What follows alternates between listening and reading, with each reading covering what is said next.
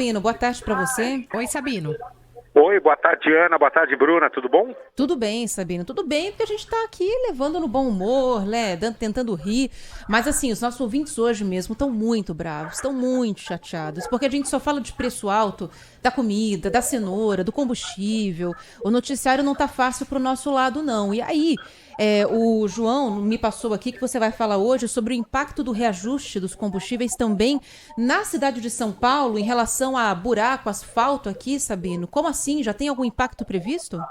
É verdade. Não vamos nem falar hoje ainda de algo que nós vamos investigar mais e falar na semana que vem, do impacto na questão da tarifa de ônibus, né? Porque, como a gente sabe, a prefeitura segurou o reajuste da tarifa de ônibus, mas agora com esse novo ajuste de diesel, a gente precisa rever aí como é que isso vai ficar.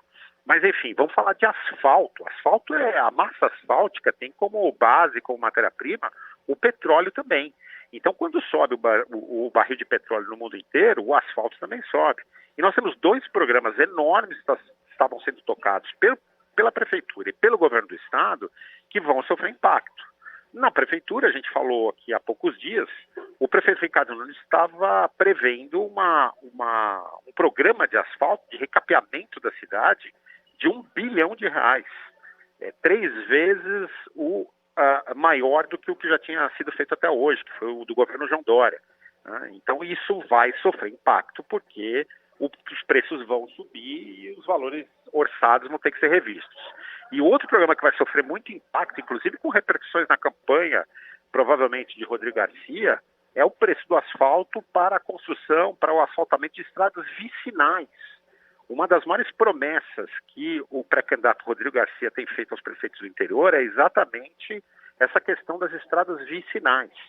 Um programa de 8 bilhões de reais, 8 bilhões de reais apenas para as estradas vicinais. E com o preço mais alto também isso vai ter que ser revisto. E detalhe, hein? O governo do estado de São Paulo já vinha enfrentando dificuldades com a Petrobras, que é óbvio, é um ente político e a história da Petrobras conta isso, vinha dando uma segurada no fornecimento de massa asfáltica aqui para o governo de São Paulo, para não encher, né, não colocar azeitona na empada de João Dória e de Rodrigo Garcia. Agora, com essa crise, então, que eles vão ter motivo e vão ter argumento para isso. Agora, você falou de uma questão aí que é preocupante, que é a questão do transporte público, da tarifa também. O prefeito já veio a público, já deu entrevista falando que não tem reajuste, pelo menos por enquanto. Era fevereiro o prazo, mas a gente está na mão do Congresso que está ainda para votar e para definir se vai haver, de fato, se o governo federal vai custear a passagem gratuita dos idosos, né, a gratuidade dos idosos em todo o país. Agora, Sabino, até onde vai dar para segurar enquanto o Congresso não decide nada, hein? É isso, e outra coisa. E a eu dei uma apertada para ver se já tinha algo que a gente podia adiantar aqui, né? Mas enfim, está muito indefinido, né? Muito indefinido ainda, né? Nós temos aí 24 horas aí da decisão governamental, decisão do governo federal, a indefinição no Congresso Nacional, mas com certeza vai ter muita pressão das empresas, ou por aumento do subsídio, ou por aumento de tarifa, muito brevemente. É esse que é o problema, né? Até quando a gente vai conseguir segurar enquanto o Congresso não decide o que fazer em relação a isso? E aí, o segundo ponto que a gente ia puxar com você tem a ver com isso também, né? Porque para quem está em São Paulo, tanto faz se é uma decisão da prefeitura, se é uma decisão do governo, qualquer decisão que seja tomada na capital vai respingar também na candidatura de João Dória. E como é que está essa disputa? A disputa para o governo de São Paulo, disputa também de Dória para a presidência. O que a gente tem de novidades em relação às eleições também, Sabino? Vamos falar um pouquinho de eleições presidenciais com repercussão nas eleições aqui para o governo do estado, que é sempre o nosso assunto prioritário, né? Vocês têm acompanhado aí uma série de críticas de membros do PT ao Geraldo Alckmin, ao agora, né, muito proximamente, candidato a vice-presidente na chapa de Luiz Inácio Lula da Silva. Até mesmo essa semana saiu um estudo aí da fundação, um documento da Fundação Perseu Abramo, que é a fundação, vamos chamar assim, que cria as teses ideológicas, os estudos do PT, fazendo críticas ali ao período de Alckmin frente ao governo do estado. Ainda tem resistência do PT a... E a gente perdeu contato com o Sabino. Refaz a ligação aqui pra gente, João, por favor. Já devolvi aqui a linha para você, porque isso aqui é importante.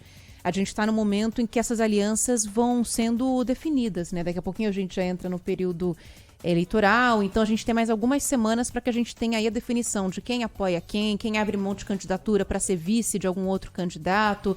E a gente perdeu aqui o contato com você, Sabino, bem quando você estava falando sobre essa relação do PT com Alckmin. Isso, e a gente falava, Ana, dessa resistência que há ainda de membros do PT, mais ideológicos, em relação ao nome de Alckmin como candidato a vice de Lula. Agora, Lula banca isso dentro do PT, né? E vamos dizer também o seguinte, tem uma parte dessas críticas aí que é um jogo combinado. Um jogo combinado que o Lula sabe que vai acontecer, críticas de pessoas até próximas a Lula, que ajudam na negociação do PT com o Geraldo Alckmin para saber que espaço o Geraldo Alckmin vai ter dentro de um eventual governo Lula, né? E principalmente, e aí a gente entra na nossa questão, a eleição para o governo do Estado, e principalmente na definição aqui da situação de Márcio França, se vai ser candidato ou não. Então, tudo isso faz parte do jogo político, nenhuma surpresa. E eu queria acrescentar só ainda nesse panorama de governo do Estado, para encerrar, a situação também que está sendo criada para o governador João Dória, com a movimentação de Gilberto Kassab, do PSD. Gilberto Kassab insiste numa candidatura do governador do Rio Grande do Sul, Eduardo Leite, pelo PSD. Vamos lembrar que Eduardo Leite perdeu as prévias do PSDB para João Dória, mas em nenhum momento tirou da frente a possibilidade de ser candidato a presidente por outro partido. E esse partido pode ser o PSD, nada confirmado, essas conversas continuam.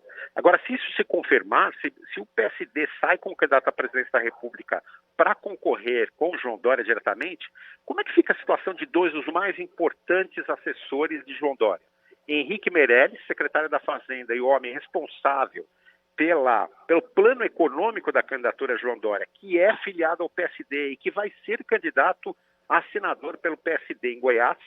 E como é que fica a situação de Rodrigo Maia, que é outro nome que pode integrar o PSD, pode entrar para o PSD, essa conversa existe, principalmente pela proximidade dele no Rio de Janeiro com o prefeito Eduardo Paes, e que é o chefe da campanha, o chefe do plano de governo geral de João Dória. Então são dois nomes que ficariam numa saia justíssima caso venha a vingar mesmo o nome de Eduardo Leite como candidato a presidente pelo PSD.